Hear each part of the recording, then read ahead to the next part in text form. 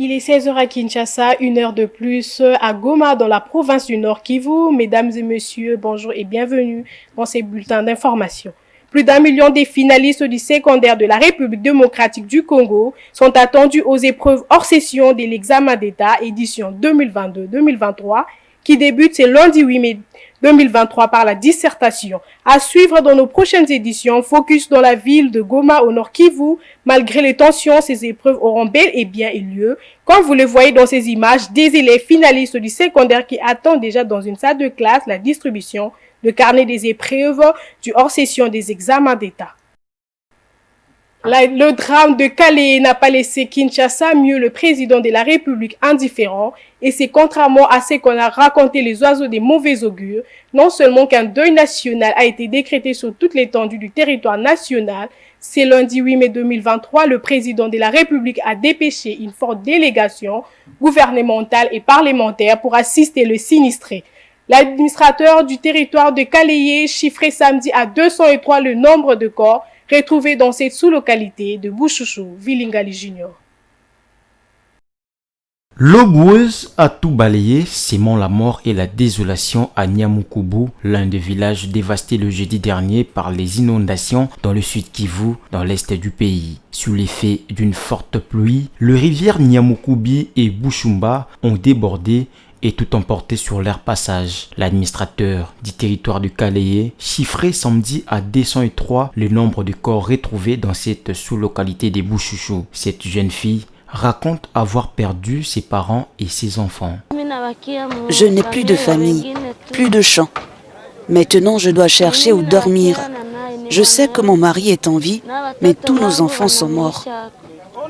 Les équipes de la Croix-Rouge ont enroulé les corps dans des couvertures avant de les inhumer dans des fosses communes. 120 dépouilles enterrées. Débordés par l'ampleur de la catastrophe, ces agents appellent à l'aide.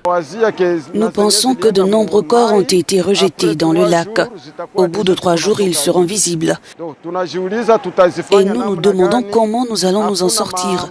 Nous n'avons pas de sac mortuaire. Nous ne recevons pas de soutien financier pour ce que nous faisons.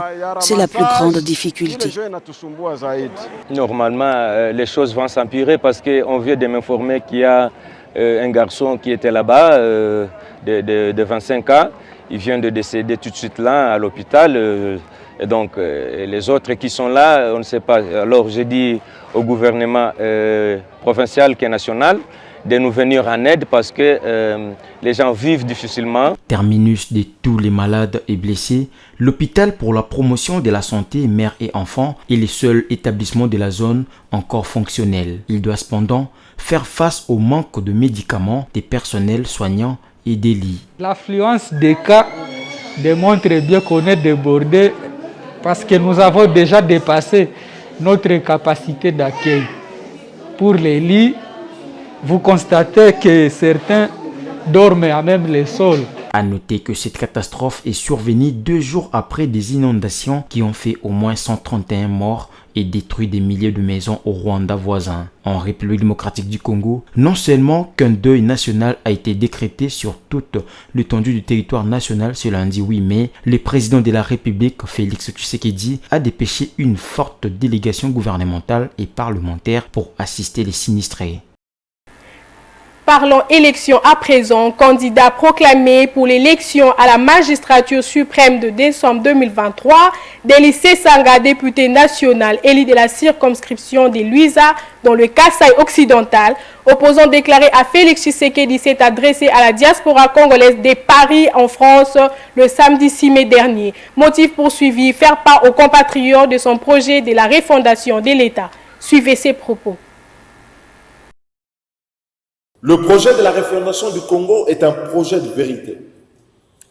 C'est un ensemble de réponses que je réserve à ces questions fondamentales pour redonner à notre jeunesse les moyens de retrouver l'espérance, reprendre la direction de notre destin et donner à la nation une destinée que nous avons choisie et que nous choisirons lors de ces élections pour ne plus subir la volonté des autres, le diktat des voisins et tous ceux qui sont ennemis du Congo.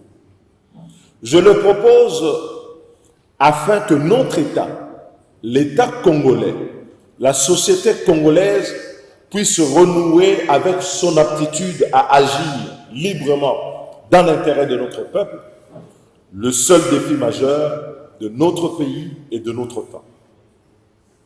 C'est pour conduire ce projet exigeant de la refondation du Congo que je me suis décidé à me porter candidat à l'élection présidentielle de 2023 depuis. Toujours dans les mêmes chapitres, la Commission électorale nationale indépendante CENI rassure davantage sur la tenue des élections dans les délais tels que prévus dans le calendrier des opérations déjà publiées. Le premier vice-président de la centrale électorale, Didi Manara, a levé tous les doutes à ce sujet au cours d'un point de presse. Suivez-les.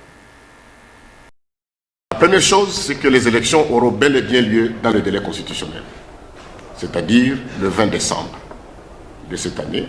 Et lorsque vous prenez vos calculatrices, il nous reste 231 jours. Et que dans 51 jours, c'est-à-dire le 25 juin, nous allons convoquer l'électorat pour la députation nationale. Ça, c'est une première chose qu'il ne faut pas oublier.